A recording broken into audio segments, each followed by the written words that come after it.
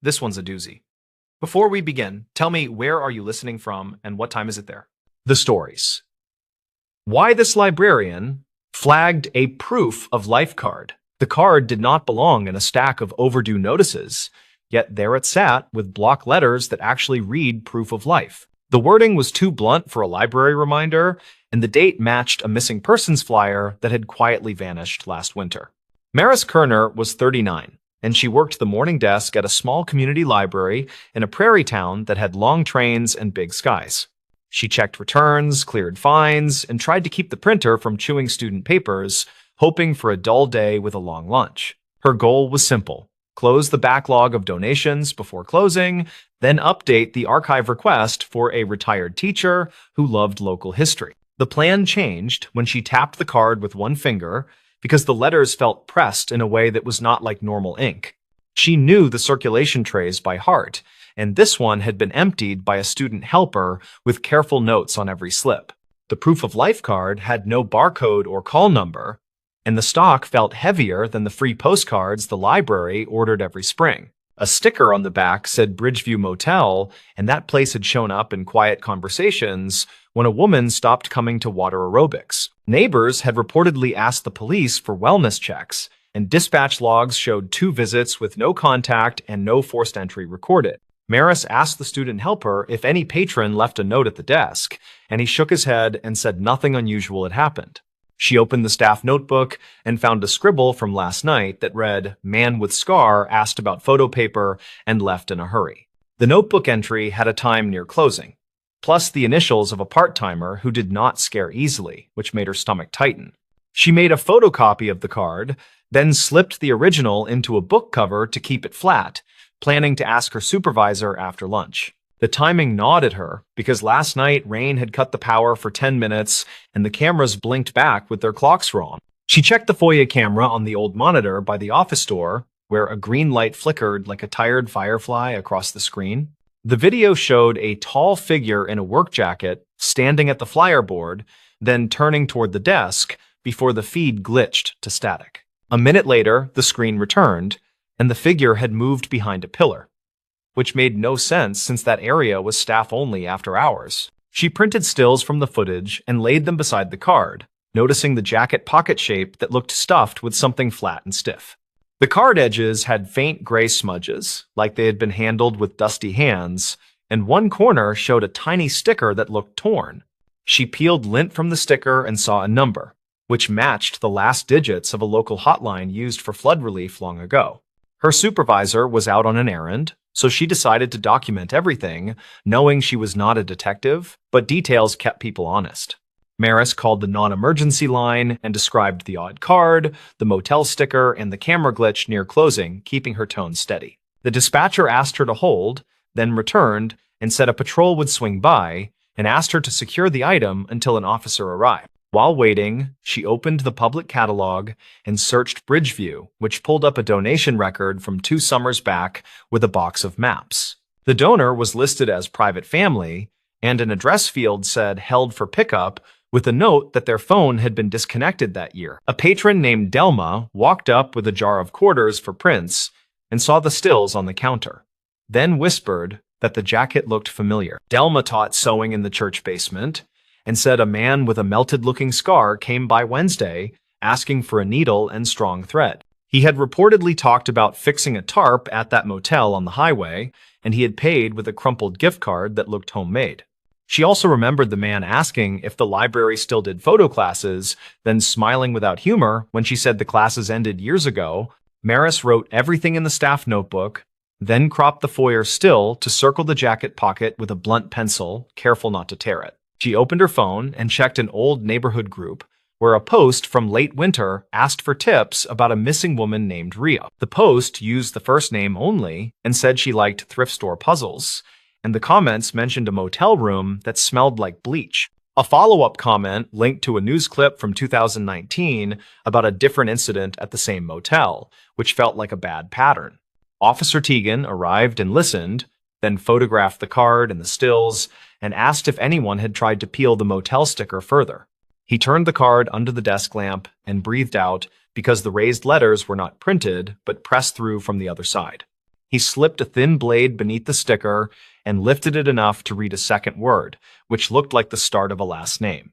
He asked if the library kept archived calls for the front desk phone, and Maris said the system stored recent messages on a shared drive. They played back last night messages and heard a clipped voice ask for the hours, then whisper ask for the archivist who knows the maps. The message ended with a scrape and a hotel air unit hum, the kind that never warms a room, and they both felt the hair on their arms rise. Tegan asked if anyone here used the title archivist, and Maris said the nearest was her, since she handled the local history binders and photo scan. He nodded and said that meant the caller likely knew the library as a place where old things were kept safe, which made the card more urgent. Maris pulled the old donation form and found the private family listed a small storage locker by the river bridge as their preferred pickup site. She searched the county records computer and found a title transfer after the spring floods of 2017. When storage units were damaged, one line showed the locker contents listed as personal papers and photo negatives, then a note that a relative disputed the disposal months later. The motel had reused the locker number as a room code during renovations, according to a flyer in the staff scrapbook that covered local businesses. The proof of life wording now looked less mysterious and more like a desperate signal from someone who knew how librarians react to exact phrases. Tegan requested a welfare check at the motel and asked Maris to print the donation records, the foyer stills, and the message transcript for the file. He also asked if she had seen someone with a needle pack from the makerspace drawer, and she said the pack went missing last week after closing. He thanked her and stepped away to call, while Maris carefully slid the card into an acid-free sleeve used for rare pamphlets and early maps. A maintenance worker named Oren came in to fix the humming light over the copy station, and he noticed the motel name on the sleeve. He mentioned a rumor that their laundry machines ran all night, louder than any other place in town, like they were washing heavy canvas. He also said a delivery truck sometimes idled by the back doors in the rain, which he saw while plowing the lot during a late storm this spring. He looked at the foyer still and pointed to the figure shoes, saying they looked like rubber overshoes that left squeaky prints on polished floors. Maris opened the incident binder for building issues and found a slip from 2 months earlier about wet footprints near the history room door. The footprints were noted as narrow and shallow, like someone walked carefully to avoid noise, and the cleaner found a small thread stuck to a vent. The thread was taped to the page, a gray synthetic line that matched heavy-duty tarp edging from camping gear, which made her pulse quicken. She copied that page for Tegan, then checked the missing person post again, where a comment mentioned a puzzle with one piece sharp enough to cut. A second patrol car rolled past the windows, then slowed and parked, and Tegan met the officers near the vestibule and pointed at the sleeve. They spoke quietly, then one officer asked if the library had a public scanner capable of high resolution, and Maris said yes in the makerspace. They asked to scan the card under different light angles, which she facilitated, and the image showed faint impressions of letters on the back. The letters formed a simple phrase, which read, "Keep the lights on," and beneath it a date from late winter, which matched the first storm week. The motel manager arrived with an officer, having been contacted for a consent check, and he looked nervous as he scanned the card in the stills. He said the scarred man was not staff, but he rented a weekly room paid with a prepaid card that never seemed to run out, which sounded odd. He also admitted that a housekeeper found a stack of cut postcards in a trash bag and that he told her to toss it because business needed calm. He finally said a guest had reported a blinking red camera in the vending room, which he had not installed, and that the wires led to a locked door. Maris asked if the vending room had a public table where people leave free magazines, and the manager nodded and said the table was always crowded. She remembered the library boxes of maps donated by the private family and wondered if those boxes ever made it to storage, given the flood note. Tegan connected the details aloud, saying someone could cut old map postcards and press letters by hand, then seed them where a librarian would find them. He said the phrase "archivist who knows the maps" pointed directly at the library, not the police. Probably because the caller feared being dismissed. The officers requested to check the motel with the manager, while Tegan asked Maris to remain available by phone and to document any visitors. She nodded and watched the patrol cars pull out, then went to the makerspace scanner and increased the light angle on the card once more. A faint watermark appeared, not from the library, but from a local print shop that closed in 2015 after a family illness. She called the shop number, which now forwarded to a nephew, and he said remaining stock from the shop had been sold to a flea market outside town. Maris drove her own car on her lunch break to that flea market, a windy row of sheds with tables covered in tools and blank cardstock. She asked a vendor about heavy postcard stock, and he pointed at a box labeled Miscellaneous Prints, which included 2 stacks with the same watermark. Under the stacks, she found a small roll of black camera tape with faint dust, the same tape the library used to secure cords along the baseboards. The vendor said a man with a scar bought similar stock days ago and paid cash, and asked about a motel discount that no one had heard of. Her phone buzzed with a text from Tegan that said they found a hidden door behind the vending machines, which opened into a laundry tunnel. He wrote that a woman had been located on a cot with her hands taped, alert and speaking, and asking for a librarian by job title. He added that the woman was taken to a clinic and that she confirmed she made the cards on old map stock to get attention without causing panic. She had placed the card in the library because she remembered a winter program where librarians showed how paper holds impressions from firm pressure. Maris returned to the library and sat at the staff desk, quietly letting the fluorescent hum settle back into its usual dull chorus. She wrote a detailed account for the file, starting with the first odd feel of the letters and ending with the clinic update from Tegan. She noted each source she had used, including the archived calls, the foyer footage, the staff notebook, the donation records, and the local forums. She kept the tone factual and steady, because stories grow teeth when you rush them, and details keep those teeth from biting the wrong person. Tegan came back near closing and thanked her, then asked if the card could be logged as evidence, with a copy kept for internal records. She agreed and placed the sleeve in a labeled envelope, then printed a plain copy for the library binder and returned the stills to the folder. He told her the woman would be interviewed later and that she had given a first name only and asked that the librarian not be publicly named. He also said the scarred man had left during a shift change and that nearby cameras picked up a truck with a tarp that matched the gray thread. Maris locked the foyer board and removed early flyers that were no longer current, then called the part-timer who wrote the notebook entry.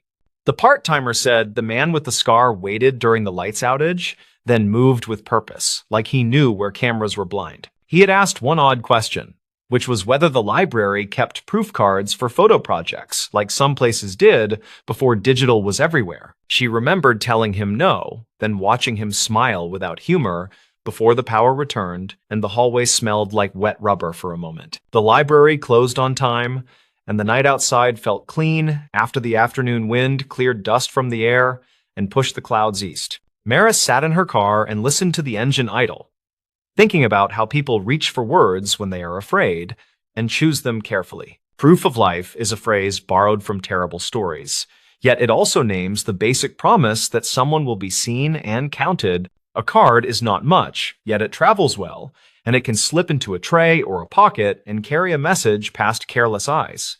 In the following week, a quiet update landed in the local paper, calling the event a welfare recovery with cooperation from community partners.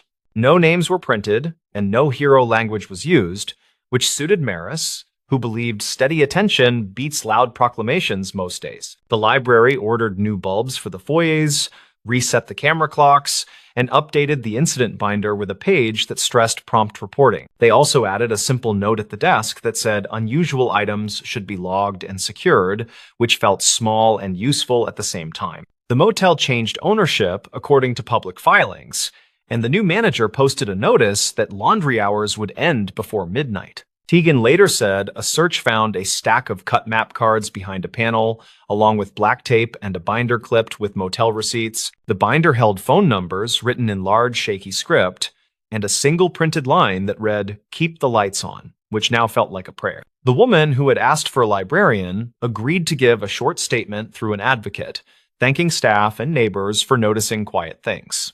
Maris kept a copy of the card scan behind the desk, not for display, but for training new helpers on why details matter even on slow days. When a patron asked how the week was going, she said it was steady and that they were tidying up the archives and fixing the foyer lights. She added that the library was a good place for messages that needed safe hands, because people here dealt in proof every single day. Then she went back to checking returns, because the work rolls forward, and a day with quiet shelves is often the loudest kind of relief. The stories. This motel room voicemail raised a separate question. On a rainy Tuesday, near the end of tourist season, a motel room voicemail carried a question that did not belong. It turned a tired end of shift into something careful and strange, and it started with a blinking red light. Dorian Pike worked nights at the Northway Motor Inn, 37, a patient manager who fixed things others ignored. The place sat off a service road past a truck stop, with a diner and a feed store as neighbors. He started that shift with a simple goal: balance the register, finish the towel count, and coax the ice machine back alive. The storm slowed arrivals, and the security monitor rolled its quiet grayscale loop of the parking lot. Housekeeping left a note about room 12, the kind of note other managers forgot to read. The bed looked unused after checkout, the television glowed at low volume, and the phone message light blinked at eye level. He carried a spare key, pushed the door open, and smelled damp carpet and motel soap. Nothing surprising. The news channel murmured through commercials, a static map of counties he could name without trying. On the nightstand sat a spiral notebook half full of block letters, a takeout cup, and a key card with the room number worn. He pressed the voicemail button with his knuckle because the button shocked him once in summer. A male voice filled the room with a flat question that stopped his hand, like a bad chord laid wrong. The voice asked, "Did you move the smoke detector again?" And then silence, followed by the system tone and cutoff. He replayed it twice, and the question felt like a pebble in a shoe, something to be dealt with. Smoke detectors did not get moved by guests without reason, and nothing about the room said routine or careless. Dorian checked the detector on the ceiling, a cheap white unit that did not match the others on the hall. The motel used one supplier for replacements, and this casing lacked their sticker and the penciled date inside. He stood on the chair, unscrewed the ring, and found fresh scuffs around the mounting plate, as if removed recently. The unit felt heavier than a sensor should, and the test light never flashed, which meant battery or guts. He set it down on the table, and the vent above the television rattled just a little with the wind. He turned off the television, let the room get quiet, and heard faint tapping through the vent to the next room. The motel had a habit of telling its secrets through noise, and he had learned that language over years. He stepped into the hall and knocked on room 14, where a regular was finishing a long week of field work. Quinn Hauer was 29, a cell tower contractor with a tool bag and a precise way of speaking. Quinn opened the door and said, "Heard the tapping, thought it was heat. But it kept hitching, like somebody counting seconds." Dorian nodded, thanked him, and walked back to room 12 with the detector in his hands and a growing list. He checked the guest ledger for that room, found the name Shane Bennett written in rough ballpoint yesterday afternoon. The rate was paid in cash with a $20 deposit, and there was a note about requesting a high floor. The motel only had 2 floors, which made the request sound like reflex, not preference, and it bothered him. He logged into the creaking PBX console behind the office door, a beige box that stored more than it admitted. The system kept message times, not caller numbers, but it stored archived call counts and extension traces within limits. The voice message timestamp put the call at 4:21 this morning when he had been home asleep. The system marked it as external to the motel, but without a number, which meant blocked or masked through a service. He played the message once more through the PBX speaker, and this time he listened past the words to the air. There was a faint horn in the background, not a car, something long and low that cut through the compressor hum. The town had 2 train crossings, one near the elevator factory, the other near the river access by Mill Road. The factory horn sounded higher by habit, and the river crossing had a long, lonely tone that travelers remembered. He wrote train horn in the notebook, then dialed the non-emergency line and described a suspicious device in room 12. He kept the language careful and factual, and the dispatcher asked for his name, then said a unit would respond. Housekeeper Irina Kowalski stopped by the desk to clock out. 58. Quiet. A 10-year veteran of the place. She saw the detector on the counter and said she smelled glue when she changed linens, thought it came from that. He asked if she saw anyone in room 12 after checkout, and she said only a woman with a baseball cap, She had a service bucket and a ring of keys, and Irina thought she was with maintenance, since she walked like staff. There were two maintenance guys by payroll. Neither wore caps, and neither worked Tuesdays after 3 in the afternoon. He wrote this down, then checked a clipboard of deliveries, and found a package signed by someone not on schedule. The box came yesterday morning for guest Bennett, signed by a scrawl that did not match any front desk initials. It contained a replacement smoke detector per the note, which made the blinking voicemail question feel heavier.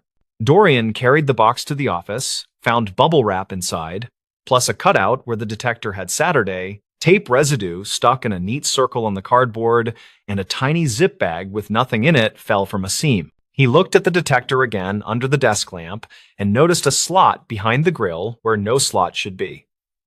He slid a paperclip in and clicked against something spring-loaded, which offered and then refused to move.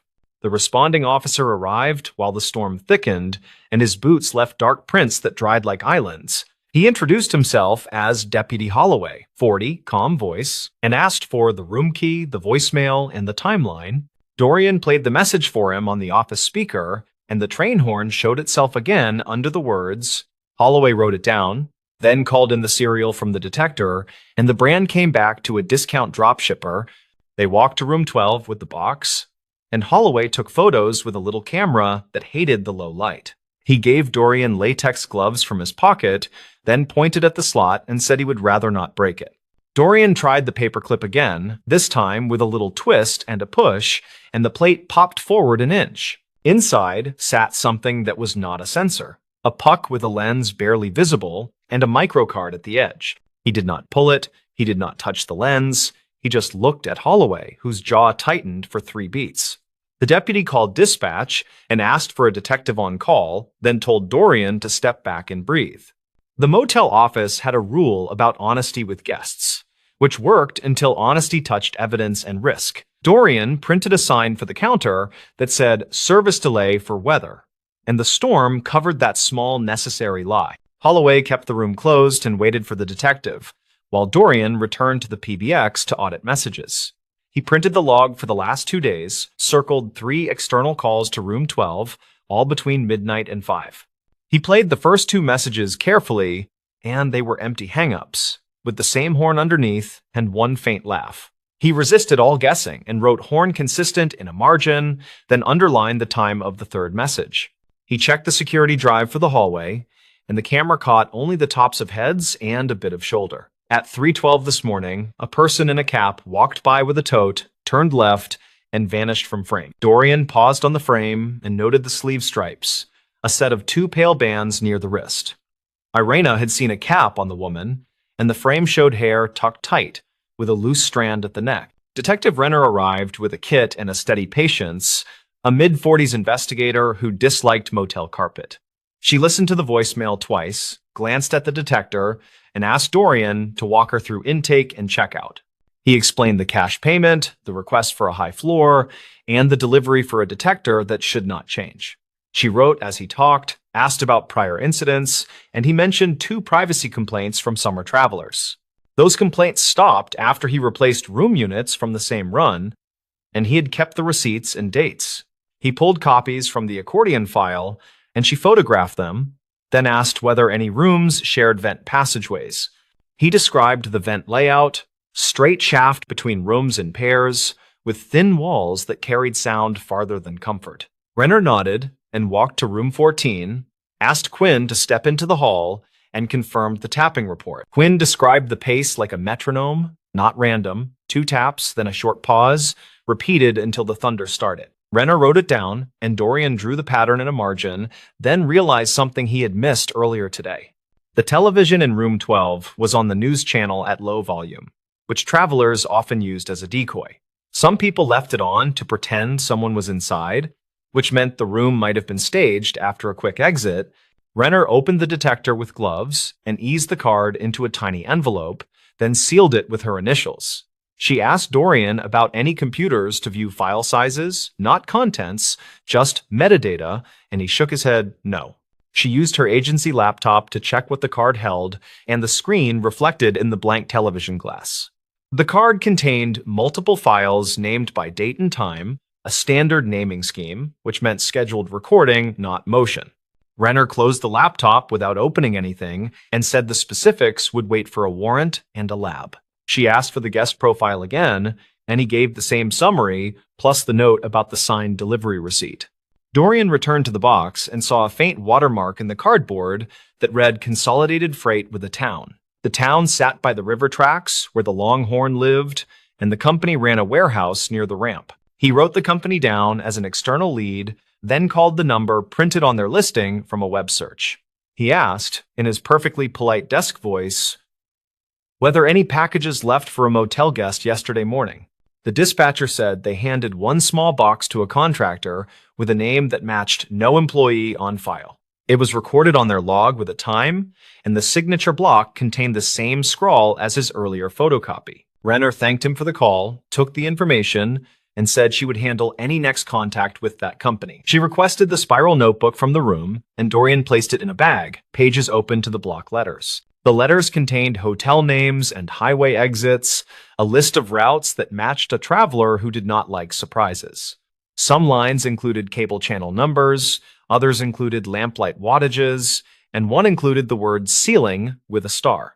Dorian remembered a complaint from 2 weeks ago from a different guest about a beeping detector in room 5. He checked his maintenance log and found he replaced that unit on a Wednesday after a short argument about deposit charges. He fetched the old detector from the storage shelf, where broken things went to wait for disposal, and compared its weight. The broken one felt light as expected, and the one from room 12 felt like two of them taped together. He unscrewed the broken one and found no strange slot, only dust, a dead battery, and the usual brittle plastic. Renner watched from the doorway and nodded, then answered her phone, and her yes sounded like cautious confirmation. The non-emergency dispatcher had pulled 2 archived calls from the spring that sounded similar, not identical, but close. Each referenced a detector, each asked whether it had been moved, and both targeted rooms paid in cash and late. Renner asked Dorian to print any copies of photo identification kept on file, and he showed the log policy instead. The inn did not photocopy identification unless the card used for payment had a name mismatch or a mismatch with booking. He looked at the lobby camera track for the check-in, and the frame showed a jacket with sleeve stripes again. The face never lifted to the lens, and the cap brim hid most features, but the build matched the hallway pass. The storm eased into a steady pour, the kind that makes a street look polished, and the motel sign clicked. Renner gave Dorian a statement form and asked him to write what he did and why, as precisely as possible. He wrote that a voicemail raised a secret question about a smoke detector, which is not a thing guests ask. He wrote that the detector was wrong for the room, that its weight felt off, and that a slot existed. He wrote that a horn in the background suggested a location near the river tracks and that a freight watermark helped. He wrote that a woman with a cap carried a tote down the hall, and that tapping came through the vent. Renner finished securing the room and returned the hallway to regular use, with a note to keep room 12 closed. She told Dorian that similar devices had surfaced in short-term rentals nearby, and that his details tightened the pattern. She thanked Irena and Quinn for their help, then left with Holloway and the sealed card and the odd detector. Dorian stood in the quiet office and watched the parking lot glow under a light that had survived 4 storms this month. He made copies of everything for the file, then sat with the register and finished what he started hours earlier. The ice machine hummed to life with a stubborn cough, which felt like a small mercy after the nervous work. 2 days later, Renner called to say the voicemail mattered more than he realized because of the horn and the freight. The freight record placed a contractor truck at the warehouse near the river during the call window before dawn. She said the case would likely spread across jurisdictions and that his notes already sat in a shared folder. She did not share more, and he did not ask, because he understood the slow way these things must move to hold. Quinn checked out with a handshake and a tight thanks, and Irena started a new hallway routine that included ceiling checks. The motel added a policy line about devices, not because it fixed the world, but because it set a tone. On the next Tuesday, the phone light blinked again in a different room, and Dorian felt a breath catch. He pressed the button and heard a normal message from a family asking for extra towels, and he laughed because relief deserves sound. He still thought about the spiral notebook, about the starred word ceiling, and about the staged television glow. He thought about the simple question that did not belong and how such questions sometimes open doors no one planned. Travelers came and went, the storm season thinned, and the parking lot felt like a stage that forgot its lines. Dorian kept the office tidy and the camera lenses clean, and he learned to trust the hairs rising on his arm. The stories. This highway turnout kept a missing trucker's toll receipt. The turnout sits between scrub pines and a windblown ditch, and it held a toll receipt longer than anyone realized. The receipt came from a night when a driver stopped for 6 quiet minutes, then disappeared beyond the concrete barriers. Dorian Hale worked highway maintenance for the county, age 37, and he took pride in simple, measurable things. His Thursday assignment was routine line checks, with a side errand to clear debris from an overflow grate near the eastbound turnout. The morning felt ordinary as he idled the orange pickup, sipped gas station coffee, and clipped a laminated checklist to his clipboard. He pulled on gloves, set cones, then walked the shoulder counting reflective posts, and he hummed a tune he could not place. At the turnout, he knelt by the grated culvert, where stray plastic and crushed cans made a soggy stripe against rusted mesh.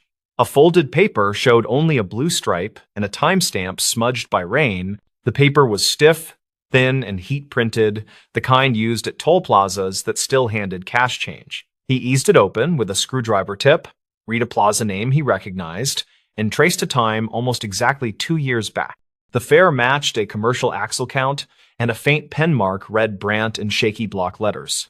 Dorian knew the surname because his father still kept a clipped article about a driver named Silas Brandt. The story said a veteran hauler left a warehouse near midnight, then failed to deliver a load of drywall and never returned calls. Investigators canvassed truck stops, pulled camera footage, and searched an exit ramp pond where a guardrail once stood bent. The county replaced that rail within a week, and Dorian helped pour the new anchors under a bitter early spring sky. He remembered the way troopers scanned the water with side-scan gear, and he remembered a family photo taped to a utility pole. The picture showed a smiling man with deep crow feet lines, wearing a ball cap shaped by years of Sunday. He set the receipt on the warm truck hood, and he felt a nervous pull he did not want to ignore. He radioed dispatch for a non-emergency inquiry, explained he found what looked like a toll slip, and requested guidance from the patrol office. The operator took his badge number, logged the time, and said an investigator would call once she could review the old case file. The call came after lunch from an investigator named Fenna Ortiz, who spoke carefully but asked direct questions. She confirmed the surname matched the missing driver, and she asked Dorian to secure the paper in a clean envelope. She told him to keep working as usual because she needed to check archived calls and bridge camera timestamps before driving out. He locked the receipt in a plastic map pouch, finished the grate work, then walked the turnout with a slower, sharper eye. The asphalt showed faint striations where heavy rigs often idled, and a single bolt head gleamed bright against dull gravel. A cracked mirror shard lay half buried near the weeds, reflecting a tuft of cloud that moved like something alive. He logged the shard as debris, snapped a photo with a timestamp, and saved it among his maintenance images from earlier weeks. The images, he realized, showed the same corner of concrete week after week, and the corner looked slightly cleaner today. That thought returned him to the culvert, where the receipt had been wedged behind a lip most drivers never noticed. The patrol cruiser pulled up near too, and Investigator Ortiz stepped out carrying a clipboard and a small camera. She was mid-40s, concise, and she asked for the sequence from his arrival to the moment he opened the folded paper. He described the gloves, the screwdriver tip, the awkward angle at the grate, and the exact place where the paper caught. She photographed the culvert, the hood of his truck, and his gloves, then placed the receipt in a fresh evidence sleeve. She asked whether he had heard of any scavengers or roadside sellers who might pick through turnouts in quiet hours. He shook his head and mentioned night fishermen at the quarry road and a retired lineman who walked his dog near dawn. Ortiz had already checked dispatch logs from the night Silas vanished, and those logs showed 2 calls near that turnout. One came from a motorist reporting a stalled box truck on the shoulder, which cleared itself before a trooper arrived. The second came from a bridge camera technician, noting a brief outage around 2:12, which was dismissed as routine. She asked permission to pull Dorian's maintenance photos, the ones covering every week around the 2-year mark. He agreed without hesitation and forwarded the entire folder, even the blurry shots he usually deleted at the office. Ortiz scrolled methodically, then paused on an image taken exactly 3 days after the reported outage at the bridge camera. The photo showed the same culvert, same weed line, and a crumpled label half hidden under wet pine needles. Ortiz zoomed until the pixels blurred, then noted a fragment that looked like the corner of a toll slip. She compared that week to the next, where the culvert looked cleaner, then to the next, where more wind-blown trash filled the grid again. Dorian pointed toward the bright bolt he noticed earlier, which did not appear in his older photos at all. Ortiz crouched and confirmed the bolt was new stainless, fixed through a small angle bracket that sat flush to the curb. She said the bracket was not standard for that guardrail style, and it looked like something installed to anchor a temporary brace. They walked the rail from cone to cone, and she stopped at a spot where the soil sloped into a greasy black ribbon. The smell suggested old brake dust and gear oil, and the vegetation showed a flattened path that looked more deliberate than random. She made a note to have a canine unit sweep the embankment later, and she radioed for a drone with a thermal camera. Across the turnout, a small convenience store faced the service road, and a metal bell chimed when the door opened. The clerk on duty was a woman named Karen Duplessis, age 29, who brewed coffee and stocked shelves during quiet afternoons. She said plenty of trucks idled at that turnout, but she remembered a white day cab sitting without a trailer once. Karen produced a spiral notebook where she kept odd notes to settle change disputes and lottery recollections. On a page dated 2 years back, she wrote, "Night truck, no trailer, short man, hat, hands shaking, paid in cash for cigarettes." She told them the man left a toll receipt on the counter by accident, then grabbed it quickly and stuffed it into his jacket. Ortiz photographed the notebook and asked about timing, and Karen said she wrote the note after midnight while the bell still echoed. She admitted she might be off by 20 minutes, but she remembered the man said something that felt like a warning. He said the word toll like it mattered. Then he asked if anyone was working late at the bridge control shed. The bridge control shed sat above the river, spanned 3 miles east, where cameras watched traffic and signboards scrolled travel times. Ortiz called a former technician named Orville Pacheco, age 62, who kept his own notes in a faded green ledger. He said he logged an unexpected visit that same night.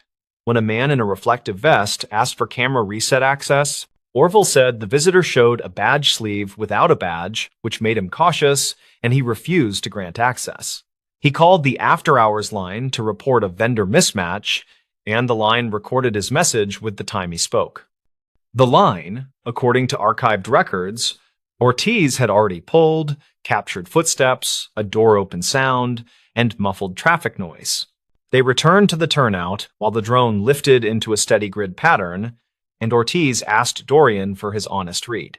He believed the receipt had stayed near that lip for months, then shifted forward during a recent heavy storm last spring. The spidering of dirt on the paper edges matched the way silt moves when culverts push water hard toward daylight. The drone operator flagged a heat anomaly under the slope where the grease ribbon angled into brush and sage. A buried object held temperature longer than the surrounding dirt, and its shape suggested a long chassis with a missing rear section. Dorian stared at the screen while Ortiz arranged a small excavation crew and a wrecker with a winch and safety chains. The bucket peeled turf like old cloth, revealing crumpled metal painted white and a scraped cereal plate near a crushed step. The cab had separated from a frame that showed clean-cut ends, not torn ends, and Dorian felt his stomach tighten hard. The clean ends suggested someone removed the trailer hardware with purpose, then eased the cab down the slope intentionally. Ortiz called the medical examiner and the state commercial unit, then stepped away to speak to a number marked confidential. She returned with a firm face and told Dorian she needed one more favor while crews secured the scene. She asked him to drive to the scrapyard 2 exits west, where way logs sometimes kept more truth than anyone expected. At the yard, a supervisor named Harlan Voss, age 55, carried a tablet loaded with camera stills and cash tickets. He said people brought cut frames to his scale weekly, and he flagged one ticket dated 3 days after the reported outage. The still showed a flatbed hauling a truck frame section without a cab, strapped tight with chains and cheap ratchet binders. The driver wore a reflective vest, a hat pulled low, and gloves that looked new, and his hands seemed unsteady at the counter. Harlan remembered the hands because the driver dropped a toll receipt while counting bills, then apologized like he was late for something else. The camera caught the corner of the paper, and the blue stripe matched the one on Dorian's find. Ortiz requested the original video and the ticket, then compared plate numbers with the state registry and commercial inspections. The plate belonged to a hauler who reported his flatbed stolen for one night, then found it returned with fresh chain marks. He never filed a full report because the trailer came back clean, and he feared insurance delays could wreck his month. Piece by piece, a picture formed that did not look like a ghost or a river taking what it wanted. A driver left a warehouse near midnight, stopped at the turnout, and met someone who needed the cab but not the frame. The someone posed as a camera contractor, killed a low-priority feed, then arranged to hide a cab where eyes rarely linger long. The twist came from a small sticker inside the cab roof, which a trooper peeled away from dust with a gentle thumb. It showed a fleet service company that kept neat records, including oil changes, mileage notes, and a knack for precise dates. Their files showed work performed 2 weeks before the disappearance, and the mechanic wrote a side note about a key copy. The mechanic wrote that a third key was requested by a man who said he was the night dispatcher, and he paid in cash. The mechanic thought nothing of it until Ortiz called. Then he remembered the man never signed the usual authorization line. The shop camera showed the man wearing a vest like a contractor, and the badge sleeve again appeared strangely empty. Ortiz pulled toll plaza footage from the night in question and synchronized it with the scrapyard stills and the bridge notes. The day cab crossed the plaza as expected, and the timestamp matched the receipt tucked in the culvert lip. The truck exited near the turnout, camera glare washed the lane, then resumed with a frame that missed a single clear license view. Witness statements placed a white day cab idling without a trailer, and a clerk recorded restless hands that left a paper corner. A technician refused an access request, and a maintenance line captured footsteps and a door open sound after the call ended. A stolen flatbed left and returned in a narrow window, and a cut frame crossed a scale with a driver who spoke softly. The medical examiner recovered remains from the cab, and dental records from a previous injury matched a profile kept by his dentist. The family received a closed answer shaped like sorrow rather than speculation, because speculation had gnawed at them for years. The drywall load had been simple, the route had been familiar, and the end had hidden in a slope beside a lonely turnout. Motive came faster than Dorian guessed, and it turned on a small insurance clause that rewarded a competing carrier. The person posing as a contractor had worked for that carrier briefly, then left a digital trail of stolen dispatch templates. He understood cameras, toll patterns, and how to bend the timing of people who worked graveyard shifts with tired eyes. Ortiz did not say solved aloud in front of anyone, and she used the gentle phrasing investigators save for families who have waited. She told them the discovery was due to a maintenance worker who kept notes, who walked slowly, and who refused to shrug. She mentioned the receipt that waited in a lip everyone missed, and she promised it would be handled with care. A week later, Dorian returned to the turnout with a new grate and a broom because he wanted the place to look tended. He replaced the odd bracket with the correct plate, tightened the bright bolt, and brushed the concrete until the dust lifted. Cars hissed past, and a train horn carried from somewhere distant, and the ditch water moved with a plain, steady sound. He thought about simple, measurable things as he loaded the cones and folded his checklist, and the tune finally came back. His father used to whistle that tune while changing oil in a gravel driveway under a high summer Sunday. He stood quietly, listened to wind in the pines, and let the ordinary noise of the road remind him why details matter. Karen's notebook went back under the counter, Orville's green ledger returned to a shelf, and the scrapyard ticket stayed scanned. The river cameras got a new maintenance sticker with a fresh signature line, and technicians added a habit of requesting 2 verifications. The county posted a small plaque at the turnout with no names, only a line about patience and careful work. When Dorian passed that spot after later storms, he slowed as a reflex, and he watched small things settle where gravity pointed. He understood that places remember without meaning to, and that a crumpled paper can hold a night in its faded stripe. He started stopping for coffee at the store more often, just to say hello and to count the steady ring of the doorbell. The road kept moving, trucks kept downshifting on the grade, and the turnout regained its ordinary shabbiness in summer heat. Dorian did not tell the whole story to anyone at the diner, and he did not dramatize what the cable hooks revealed. He kept the memory in the quiet pocket of workdays, where tools sat cleaned in their tray and notes lined up square. There was no miracle in any of it, only a patient chain of human attention passed hand to hand without ceremony. The receipt was not miraculous either, it was simply patient, wedged where water and wind forgot to sweep. A missing driver got his name back in a single sentence, and a family traded uncertainty for grief that could finally breathe. Years will pass, and that turnout will keep catching wrappers and leaves, and a worker will kneel to clear them. Someone will hum without knowing why, and maybe remember how a small slip of paper can outweigh a rumor. The place will not speak, yet it will still hold that long night in the print of its concrete, quiet as a held breath. Dorian drove away as shadows crossed the lane markers and the orange hood flashed twice in the side mirror. He felt lighter and heavier at the same time, which is how truth can sit after it finally finds a home. He did not chase the tune anymore, and he did not rush the checklist, because patient work had already taught him what mattered today. He believed there were other receipts under other lips somewhere, and he hoped other hands would take them gently. He kept his camera roll tidy, his gloves clean, and his pencil sharp enough to write down what needed remembering. The turnout stayed ordinary when he left, but the ordinary held a story now, and that felt exactly right. The stories. Dispatcher, who kept the secret from a bridge call, the call began with the sound that never leaves him, a river hush that sat under a thin voice.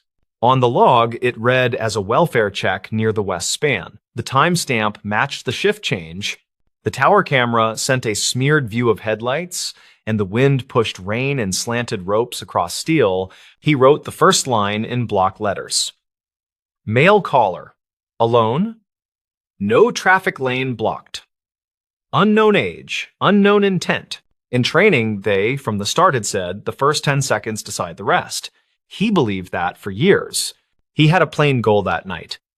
Finish paperwork early, drink the cold coffee anyway, and get home before midnight. Kellen Duarte, age 38, worked as an emergency dispatcher in a river town that never liked headlines. He lived quiet. 2 rooms over a grocery where the owner knew his name and saved him bruised peaches. He was good at the slow voice and the clear questions. He kept a notebook with dates and little arrows. On the tape, his opening line sounded the same as always. County Communications, tell me what is happening. The caller coughed, then said he was at the railing near the center truss. He asked for no sirens. Kellen clicked a marker on the map and moved the cursor a hair so the unit tags would not overlap. He asked for a name, and the caller hesitated like he was picking one from a shelf he had not visited. Call me Ross, the man said, then added something about the water looking like foil if you did not blink. There was a push of air like a mic against a jacket, and the traffic under the bridge hummed steady. Kellen kept the tone even, told Ross that people could meet him where he stood, and asked what brought him there. Someone I loved died on this bridge, Ross said. And his voice steadied, like he had waited to finally say it. In his log, Kellen wrote the words that mattered. Loss stated. Prior connection to scene. No weapons reported. Calm speech. From the other console, Nira scrolled road closures and passed him a sticky note that read, Northbound lane is clear. He muted the room feed for a second, so the printer squeal would not land in Ross's ear and spook him. He asked the year of the loss, and Ross said it fast, like it tasted bad. 2014. Kellen repeated the year and let the silence work while he dispatched a patrol car and a medic unit in the background. He knew the story people told about that year. A sedan climbed the curb during a storm and hit a contractor. The papers had run one photo of cones and a dropped hard hat. No names followed, just an archived blurb and rain. From the tower camera, a freight train horn carried along the riverbank, then faded as the unit names flashed en route. Kellen asked if Ross knew the person who died by name. Ross said he knew the face and the last words. A small thing changed in Kellen then. A sound from the record shelf in his mind fell flat and stayed there. He once took a midnight call from a work crew foreman near the same span. He kept that tape in memory. Ross said the last words were not for him. They were for a dispatcher who told the crew to hold 10 minutes. Kellen tapped the headset cushion, careful to keep the room quiet, and asked where Ross had heard those words. Ross said he had heard them from a phone found in a cracked case under the North Pier after the storm. He said the phone worked for one day after the rain stopped, and that he had played the last message recorded. He said the message was from County Communications with a different voice, and it told the crew to stay clear. Kellen felt the old shift wash through him. The storm year had ended in a tangle of rumors and a closed memo. He had read that memo while filing tired overtime sheets. He filed it without speaking and chose to keep moving. On the camera, one pair of headlights slowed near the shoulder as if a driver could sense the weight of the rail. Kellen radioed the nearest cruiser to stage 2 blocks off with lights off, and he asked Nira to notify the medic quietly. He asked Ross to tell him who the contractor was, and Ross said the name with a short stop between first and last. The name matched the contractor mentioned in the closed memo, except the memo had spelled the name without an accent mark. Kellen wrote the name as Ross said it, exact and careful, then underlined it once for the transcription that would follow. He asked Ross why he came now and not earlier, and Ross said an anniversary sits on the mind like a stone. He also said that the memo never named the dispatcher who told the crew to hold, which was why he had called. Kellen understood the shape of that ask, even if the words around it were soft. He was not supposed to name staff. The policy existed for safety and sanity, and it covered nights when grief needs a door and someone tries that door. He told Ross he could share what the record allows, and he asked if hearing the process might help him stand. Ross said hearing the process might help, though he refused the idea of sirens again and asked for plain truth instead. Kellen kept his sentence length slow and warm. He said that storm calls can trigger staggered staging for worker safety. He said if there were downed lines or compromised joints, a hold might be given while a state engineer was patched in. He also said that every such hold carried timestamps, and that those stamps were kept by policy for 7 years. Ross breathed in and asked what happens when 7 years have passed, and Kellen answered before he could think of softness. He said the system cycles recordings to deep archives after 7 years, and some are erased when retention windows expire. Ross said he had a copy in case the archive could not confirm. Then he claimed the voice on the tape named a company. He said the tape used a phrase that a dispatcher would not use unless someone off-channel asked for a careful delay. Kellen had heard that phrase once. It was the night a junior engineer requested a slow approach while a supervisor closed a lane. The phrase was not suspicious by itself, and yet, in memory, it wore the shape of a request he never liked. He asked Ross to read the phrase, and Ross said it. Hold 10 for a clear handoff if site control is missing. Nira glanced over with a look that said, do not get pulled into the river. Kellen nodded and kept the pace steady. He told Ross he could not speak to motives of old voices, and he could not name a colleague or contractor from memory. He said he could meet Ross with a sergeant who knew the policy, and they could file a supplemental report for records. Ross said he was tired of reports. Then he asked a new question. Was someone paid to push that hold in the storm? Kellen chose his words like glass marbles placed in a line. He said he had not seen evidence that proved a bribe. He said he had seen maintenance slips that missed dates in years with bad weather, and he had seen budgets cut twice. He said contracts sometimes shifted mid-season, and miscommunication could look like intent when viewed through grief and time. The cruiser staged in the dark lot of a bait shop, and the medic idled near a closed diner with frosted windows. The tower camera picked up 2 figures near the midspan, and the wind made their jackets move like wet flags. Kellen asked Ross if someone stood with him, and Ross said a cyclist had stopped and was holding a flashing light. He asked the cyclist for the phone, and the cyclist, shouting through wind, said he would hold the light where Ross stood. Kellen brought the cruiser onto the bridge, slow and quiet, then asked Ross to look over his right shoulder for headlights. He said he would keep talking while the car approached, and he would ask simple things about the person lost. Ross began to tell a short life. He said she had a laugh that came in bursts, and she liked folded maps. He said she had taken a night shift to help a younger sister, and she kept a lanyard with a faded tag. He said he watched her set cones before the storm hit, and he watched the curve where the sedan took the line. He said no one saw the driver afterward, and the report guessed water pushed evidence downriver where it turned to silt. He said the tape he found made his chest hurt because someone with a badge kept people where the wind was worst. Kellen said he heard the pain and he believed the sincerity. Then he asked Ross to step back from the rail 1 foot. He said small choices add minutes, and minutes stack into plans, and plans turn into days that someone can live through. The cruiser moved a foot at a time. The officer called in with a whisper to confirm eyes on the subjects. The wind kicked a tab of paper along the sidewalk, and the camera caught it hopping like a small animal in rain. Kellen asked Ross about the cracked case at the pier, and Ross said the fisherman who found it gave him the phone. He said he cleaned the mud with rice and heat, and the screen woke like a held breath and showed the saved audio. Kellen pictured a kitchen table with towels and a humming space heater and the stubborn work of saving a last voice. He told Ross that someone who would do that kind of work could also stand away from the edge and breathe tonight. Ross said people kept calling him crazy when he brought the phone around, and one clerk said to forget old storms. He said he would go if someone could promise the message would not vanish into a hole where things get lost. Kellen had a rule: never promise anything that depends on someone else. He made a different promise instead and wrote it down. He said he would take a copy himself, and he would log it as a citizen recording attached to a supplemental report. He said he would list the time and origin as provided, and he would initial the line and add a contact number. Ross went quiet, and the wind filled the line again, and the cruiser stopped a car length away with no flashers. The officer on the bridge said he saw a second person keeping distance, and the cyclist raised the light toward the railing. Kellen asked Ross if hearing a small true thing might help him come off the rail. Ross told him to say it plain. Kellen told him there was an internal review back then, and it did not find a bribe, but it did find a silence. He said a manager failed to file a conflict disclosure, and a vendor had a nephew on a crew scheduled for that week. He said the manager resigned before the report made the rounds, and the findings lived behind a line marked personnel matter.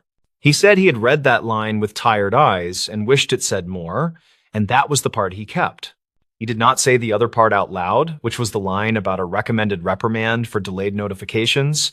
He did not say the name of the dispatcher who missed a handoff while moving units during the storm shift. He did not say that the reprimand belonged to him for a calendar mistake that lost 2 minutes when the server lagged. He believed the 2 minutes had not caused the death, yet he carried them like a coin that burned his pocket. Ross stood very still. He asked why no one told the public that someone had been asked to resign quietly. Kellen said the county tells what it must by law, and the rest gathers dust and waits for someone to ask again. He said he understood that wait, then asked Ross to walk toward the cruiser while the cyclist kept the light behind. Ross said he wanted to hand the phone over himself and watch it enter the chain that could not be erased. Kellen told the officer to receive the device and document the handoff on camera. Then he told the medic to stage closer. He kept talking to Ross about the quiet details of grief as the officer moved with hands open and calm shoulders.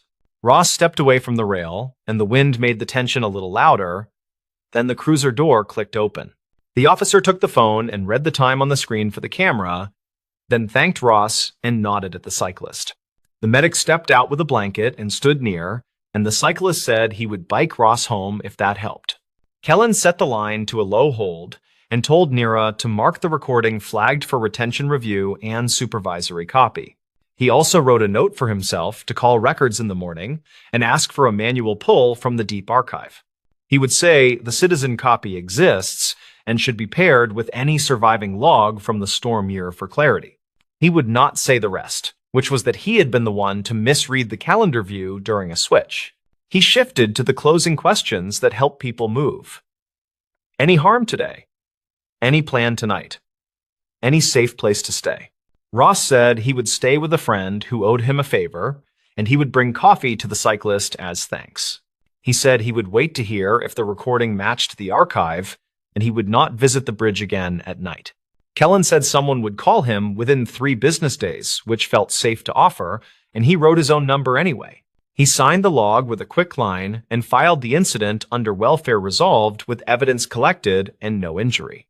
The bridge camera caught the cruiser pulling away slow while the medic followed, and the cyclist lights faded toward the trail. Nira slid over a cup with fresh coffee and asked if he was okay, and he said yes, since people had stepped off safe. He picked up his notebook and drew a small square around the words he had written, which read, "Keep the silence clean." He drove home as rain dripped from the awning of the grocery, and the owner waved from a dark window with a thin smile.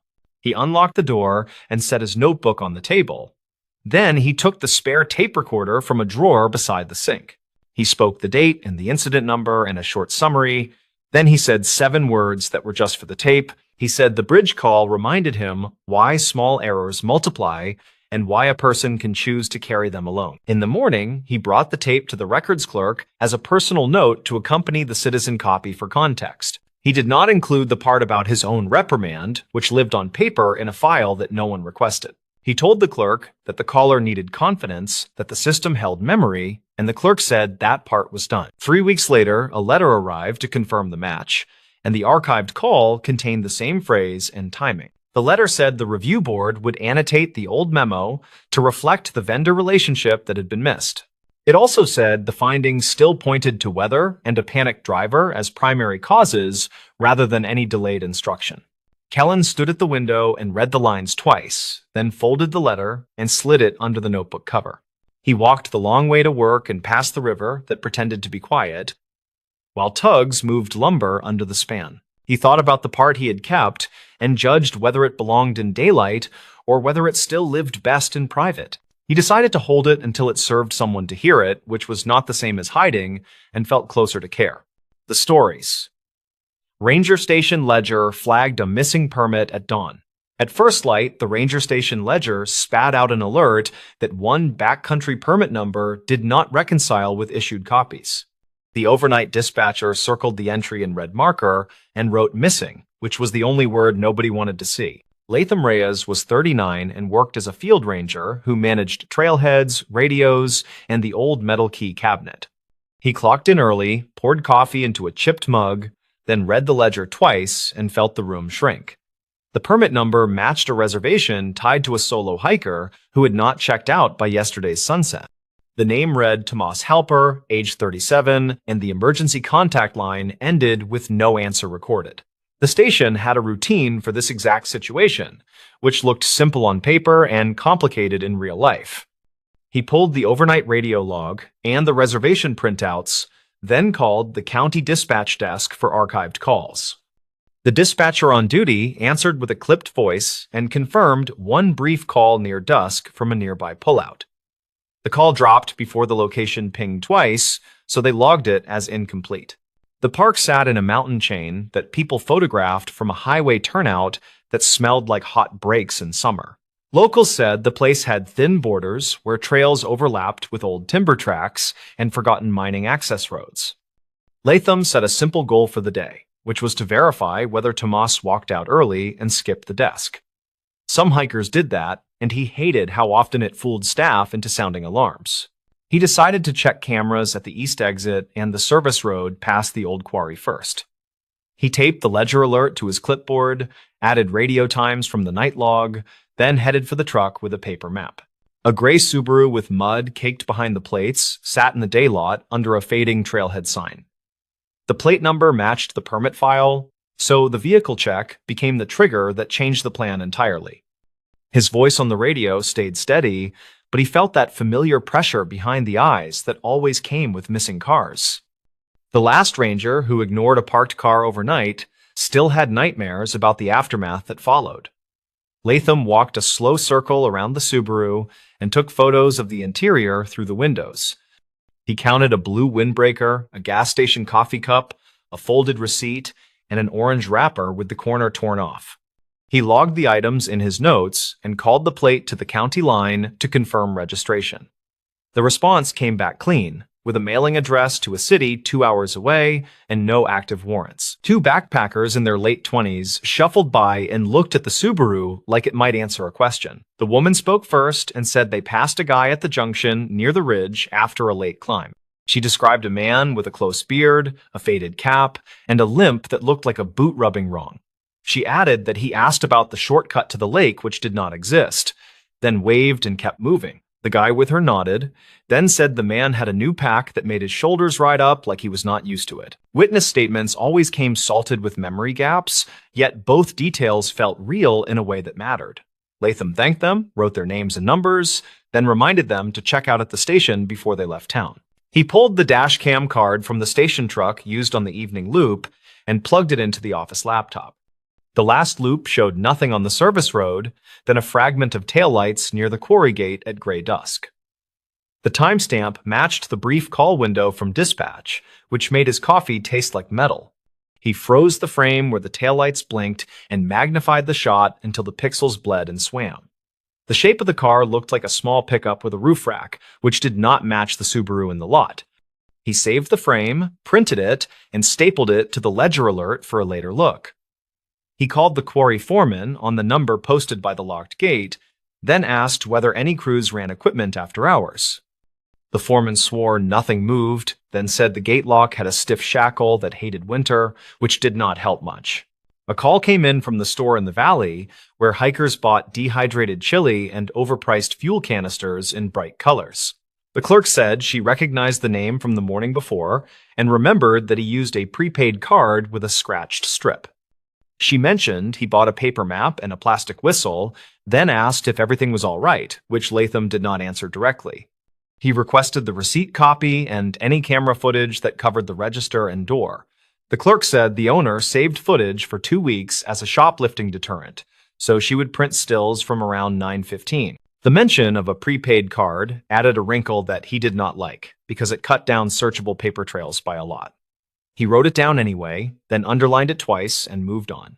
He drove to the ridge trailhead and checked the kiosk log where people still wrote their plans with dull pencils. The entry for Tomas said out on Saturday, back by Sunday, route Circle Lake counterclockwise, Camp Night 1 near Inlet. The loop around the lake had 4 clear stream crossings and 2 spots where cairns tempted new hikers into old fire scars. He looked for additional notes and found a faint scrawl that read, "Saw tent near logjam after dark," which lacked a dateline. He took a photo, then turned to the ridge where the wind pushed low clouds across a face that liked to break ankles. He walked the first mile with his radio on scan and found fresh boot prints that veered onto the quarry track despite a closed sign. The prints were deep on the outer heel, which matched the reported limp, and the spacing suggested someone who favored the right leg. The quarry track dropped behind fir trees and came out near a rusted gate with a battered lock that still hung closed. A torn strip of fabric in a dull blue shade clung to a stump where a person might squeeze past the hinge. He bagged the strip, wrote the time, then looked up to see crows cross low and fast like bad messengers. He followed the track to a flat where water pooled in old ruts and reflected a sky that never looked friendly in March. A mound of gravel showed fresh tire marks with an odd zigzag that looked like someone learning a clutch by feel. He crouched and ran a finger along the rut wall and felt dust that had not settled into crust, which put the timing close. The quarry foreman had denied any late activity, so the marks likely tied to whoever drove near the gate at dusk. He shot photos, measured the width with a broken stick and a tape, then plotted the line on his map. Back at the station, he spread the notes, photos, and the printed taillights frame across a desk that had a gouge shaped like Idaho. He listened to the archive dispatch call again, which captured a short, breathy voice, saying quick words that fractured with static. The caller had said something that sounded like lost permit or lost person, then a muffled clack, and the line fell quiet. He played the clip 5 times and wrote down 2 interpretations with a question mark, which was the style the supervisor liked. The radio log from hikers listed a second-hand report from a fisherman who heard a whistle near the inlet after dusk. The fisherman had used a cheap handheld radio with a weak battery, so the recording lived as a line of text and not a voice. That was fine, because the whistle purchase from the Valley store had already planted itself in his mind as a breadcrumb. Late morning brought a small-town police officer named Mara Key, who handled the highway stretch that touched the park border. She was 33 and worked patrol shifts that crossed into everything that did not fit elsewhere. She parked by the Subaru and walked up with a notepad and a friendly face that could turn sharp in a second.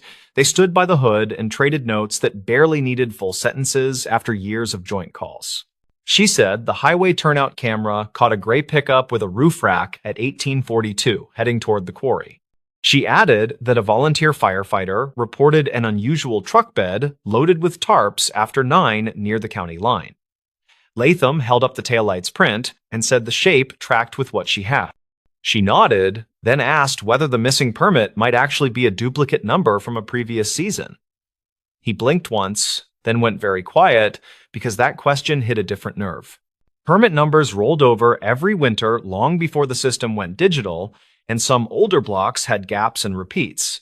The ledger printed the flag because the manual book showed the number as issued to a different name in late fall. He dug into the archive cabinet that breathed dust and pine and pulled the worn book from the shelf, marked 98. The ink on the page showed the same number assigned to a group from a climbing club from a city 3 hours west. The lead name read Rayan Cade, age 32, and a phone number that matched a defunct area code now recycled. He compared the handwriting from both permit slips and saw the same loop on the number 4 in the dateline. That did not make sense until he looked at the clerk's signature, which matched a retired staffer who kept garage sales every summer. He wrote down the name and the year in words so the report would not kick back for formatting later. He stepped outside and called the retired clerk on a personal number found in an old staff tree near the copier. The woman sounded bright and happy to hear a ranger voice, then quieted when he explained the duplicate number issue. She said she used to pre-write permits during busy seasons to speed lines, then fill names in with a light touch. She added that some pads got stored in a desk drawer after winter changeover and might have ended up in the surplus box. That surplus box sometimes went to the annual trailer sale with old radios and busted snowshoes for pocket change. He felt his throat go dry and asked whether any blank slips could be floating in the world with the seal already stamped. She said it was possible, then apologized and said nobody had asked about that practice since 1998 ended. He thanked her gently and wrote a note for the supervisor that would not make anyone cheerful. The store clerk sent stills that showed Tomas at the counter holding a paper map in a stiff hand with a white bandage. The timestamp read 9/12, which lined up with when the trailhead sign-in sheet filled up. A second still showed a man behind him wearing a quarry company cap who bought batteries and jerky. That detail landed like a small stone in a bigger pond because of the quarry track prints and the taillight's frame. Latham called the quarry foreman again and asked to see the shift roster for the past 2 days. The foreman sighed and said he would email a screenshot since office rules required written requests for full copies. The screenshot arrived with smudged names and a note about 2 contractors hired short-term for cleanup after heavy rain. One contractor matched the cap logo from the still, which felt like a door creaking open after a stubborn winter. Latham and Officer Key drove to the quarry safety office, which smelled like coffee and oil and a fight nobody wanted. The foreman met them with a clipboard and a face that said he hated unexpected questions on a weekday. Key kept her voice friendly and asked to speak with the contractor who wore the cap with the same faded stitch. The foreman said the man was named Vicente Rowe, age 36, who lived in a rented room above the tire shop. He added that Rowe had left early the previous night because a radiator hose blew near the county line. Key asked to see the truck, and the foreman pointed to a gray pickup with a rack and tarps bunched in back. The bed still held a coil of new rope, a rusted shovel, and a muddy cooler that smelled like lake water and gasoline. Latham felt that metallic taste again, which was never a sign of a good afternoon ahead. Rowe arrived from the far lot with hands raised and a look that said he already knew why they were here.